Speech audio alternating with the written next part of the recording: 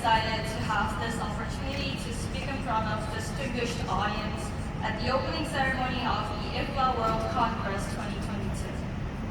Well, as a freshman in college, I was very drawn into the power that space has. I went to a boarding high school, so life was pretty much restricted to the school grounds.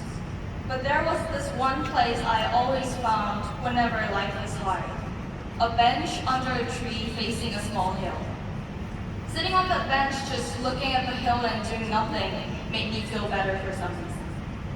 I still believe to this day that the bench was the number one reason I could graduate with the same mind. I believe that certain spaces like this actually can change people's lives. And that to imagine and design spaces is to imagine and design lives. Such is the power that landscape architecture holds. We design, study, and analyze the basis of human activities, building and rebuilding not just the physical structures, but also the mechanisms and processes of society. The new era we are facing poses diverse problems and questions. Climate change, resilience, inclusiveness, non-human community, just to name a few, many of which my generation is passionate about. Our priority sits in discussing and resolving the issues. Many aspects of landscape architecture in this sense resonate with this problem solving.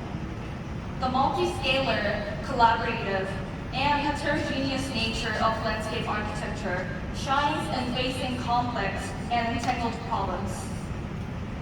While the debate between metastructure and micro-narrative is intense, landscape architecture has always dealt with both.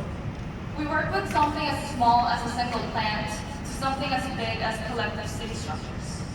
While the need for analysis to follow up with actual participation is emphasized, landscape architecture has always been active in both. We're a profession, an academic field, and an industry at the same time.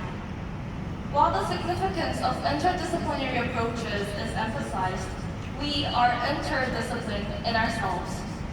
We focus on different parts of the city. Some examine the effectiveness of rooftop gardening, others design urban parks, and still others study the concept and history of gardens. Yet there is more to do. The potential we have as a diversified field means less if we do not communicate or interact with each other. From gardening, ecological analysis, design to theoretical studies, we have to acknowledge that all are connected and linked into landscape architecture.